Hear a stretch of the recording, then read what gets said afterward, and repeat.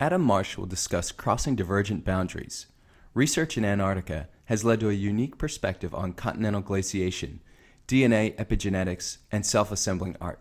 I've done a lot of my work in Antarctica. I work with marine invertebrate, marine life that live under the sea ice.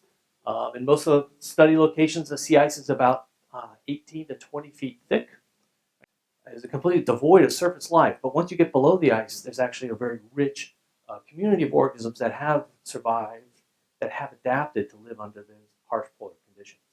The not so exciting part, but to me, is the computational challenge of putting patterns of gene expression, putting components of genes together, and trying to figure out how they've evolved to meet certain selected conditions and priorities.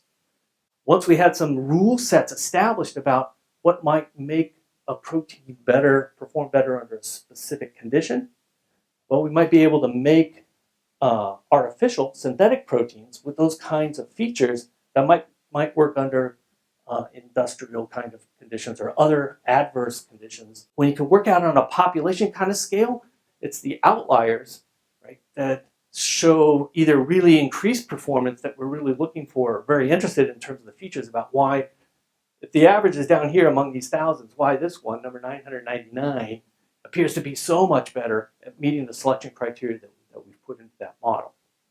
And so the way I actually set up these experiments is it's a randomized color grids, it's color tiles. Each tile has an RGB component.